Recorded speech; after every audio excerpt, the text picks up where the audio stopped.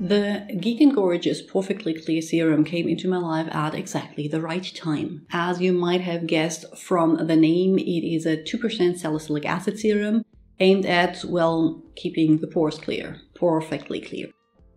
It is the newest release from Geek and Gorgeous, a brand that has been featured quite often on my channel because I'm a huge fan of their efficient and to-the-point products. Much like The Ordinary, whose 2% salicylic acid serum has been a long-standing favorite of mine to treat congestion and breakouts. And as this one is not available at the moment due to reformulation, I was excited to see if the Porefectly Clear Serum would fill the spot. Let's talk about performance, ingredients, and which skin types it is best suited for. Welcome, I'm Dr. Anne, a physician passionate about skincare and well-aging. A light gel formula with 2% salicylic acid, aka BHA, and sarcosine to unclog pores and improve combination skin-related problems such as blackheads and oiliness. Slightly milky with a texture that is a little firmer than your usual watery serum and no noticeable scent.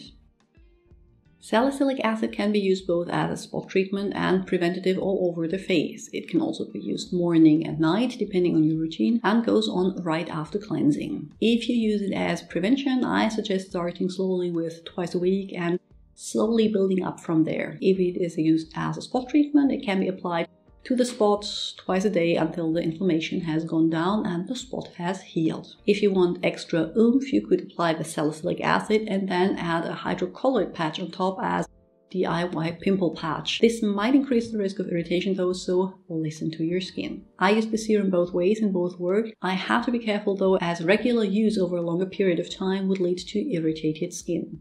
This is common for me in combination with my tretinoin though, so the product is not to blame, it is just that my skin is very sensitive to acids.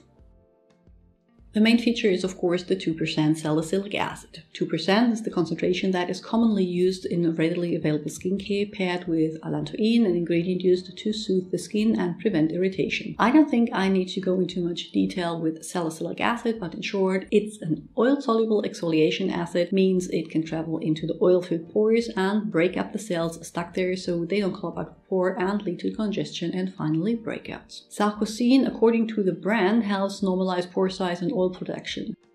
I can't say much about that claim as I have not yet looked into that ingredient.